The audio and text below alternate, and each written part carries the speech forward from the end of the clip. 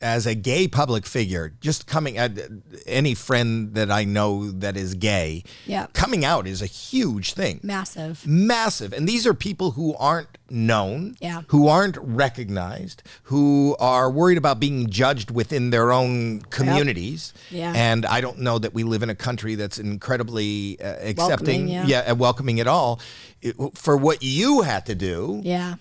Like I'm just saying, because you are on television or because you're who you are, everything seems to be, and I'm just telling you this as a parent, seems to be under such a microscope that I would be really scared to have my child go through that. Was that would be harder was it harder for you, do you think, because of who you are and who you work for and what you do? I never understood the microscope that I was under until now. I'm not much older, but at 16, I thought like, I'm 16, I'm an adult, I'm mature. And now I look and I'm only 4 years older and I was like, dude, you were a child. You know what I mean? And you're going to say that in 4 years And I'm going to say that in 4 years. Yes, exactly. The thing is I never felt like I could mess up or I could screw up or I could do something wrong because I never was putting on a show. I never have played a character. I've played a few like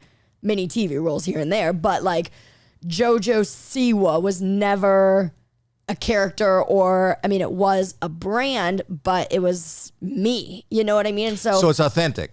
It was very authentic. And so there was no like, all right, cameras are off, I'm going to go drink and party with my friends at 16.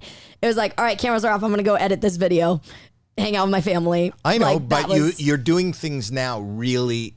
It doesn't sound like she was ever worried about the criticism, right? Like maybe the first little bit. Yeah, but when you talked about coming down the stairs after the first time you were on the show and you go, all these people hate me and they're voting me off.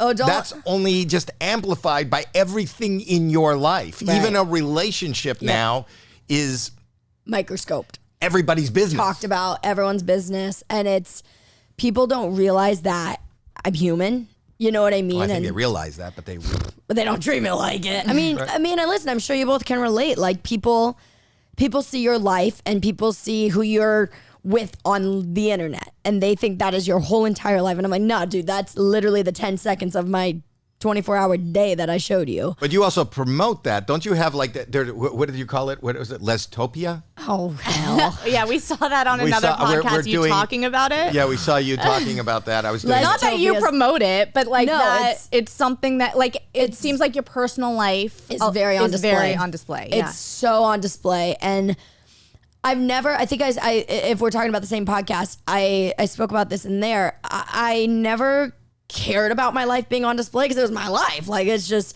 kind of all I know. It's who I am and it is what it is.